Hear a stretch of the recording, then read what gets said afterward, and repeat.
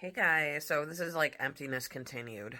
Now, I want to talk about chronic boredom. That is something I've been through many, many times in my life. And looking back in 2010 and 2011 with my BPD diagnosis and stuff like that, I felt chronically bored quite often.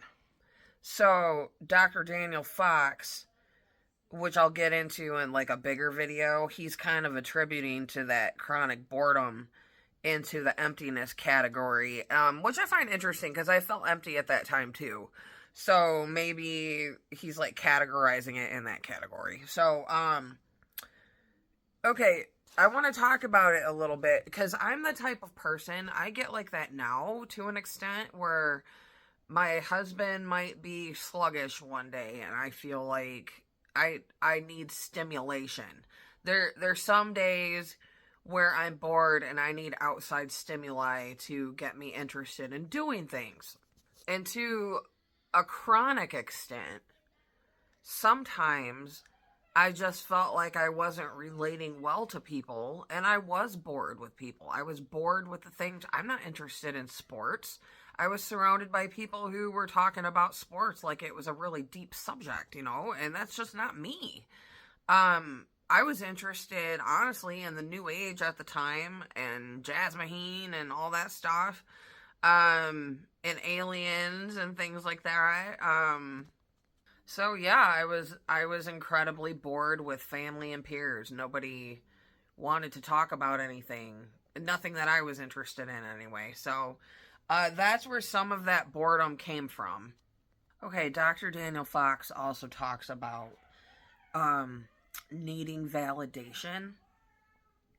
So tying your sense of worth to how people validate you on the outside. I don't know how I feel about that. I'm gonna write about that.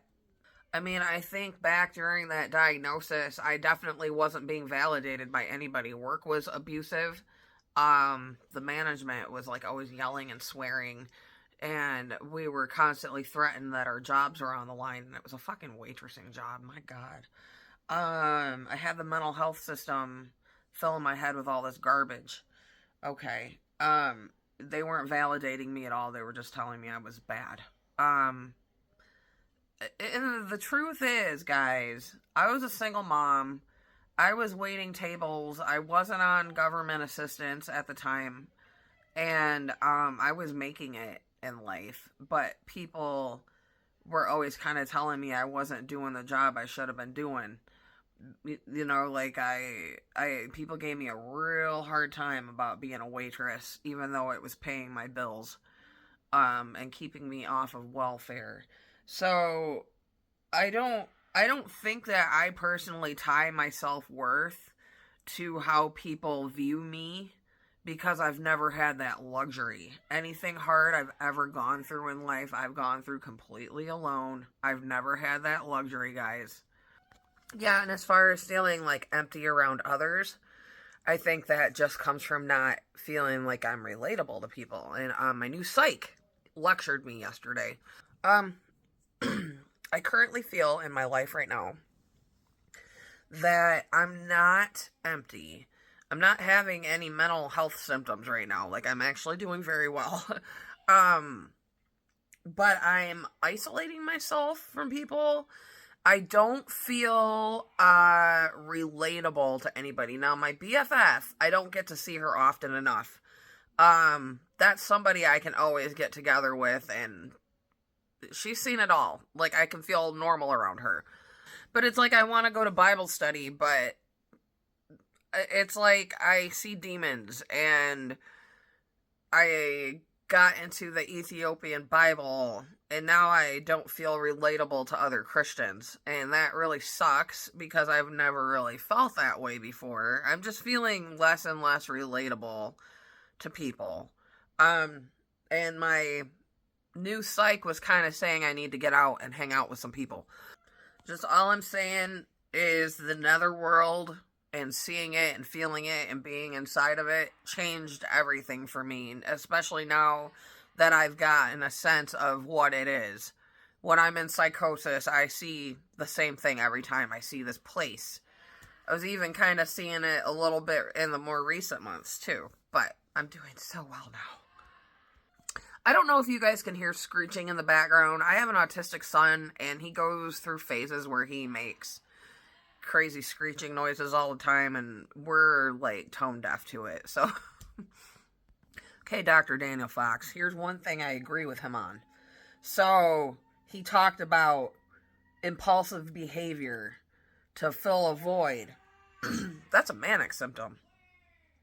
And it's funny because when I have like a mixed episode, that emptiness and the mania, they kind of interchange. I've been through the impulsive behavior so many times that now I can control it, and it didn't affect my life this time around with mania. Like, I purposely went on a hamster spending spree that was previously discussed with my husband and everything, so it was fine.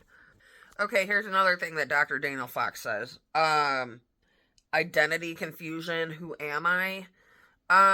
Okay, the BPD diagnosis, the borderline personality diagnosis, focuses a lot on identity, and my experience with that is I've always been kind of different. People have always told me, adults and things like that, always told me I was different from everybody else. And I think that instead of the system seeing me as a unique individual who is just different, they were like, oh, you don't fit in and you must be suffering. And, as the system doesn't know who you are, therefore you don't know who you are. They project that. So, it makes me so mad. So, the identity confusion thing, they take that too literally because it's really a psychotic symptom. They're taking a psychotic symptom and like, last time I had psychosis, even though I just sort of had it a little bit, I'm talking about like back in January, I felt like I was rotting from the inside out. And it was gross. It didn't feel good. And a lot of times I smell rot. This time I felt rot. They, if I had a BPD diagnosis, they would have blamed my personality, an identity crisis or something like that. So I don't know. That's about as far as I got into it. Because I started to feel like, oh, okay, maybe this is a little bit triggering because I start having freaking flashbacks. I'm really mad that, I sat there with bipolar disorder and they were trying to tell me I had a personality disorder, and the clinician, as much as I pushed back on the DBT and the BPD diagnosis, she didn't respect my boundaries with that at all. I even said it was against my religion, but she kept inserting that shit into our therapy. Here's another one. Okay, Dr. Daniel Fox talked about emotional numbness and feeling detached. Now, feeling detached can be a symptom of psychosis, but when you have the BPD diagnosis, they call it disassociation. And when I was at the hospital in January, they described me as having disassociation and suggested DBT, and I was just like, I literally just told you I have like freaking trauma from that. See, and it's so hard to find any criticisms. I don't know if there's more people like me out there. I know that there's people on Facebook talking about stop DBT.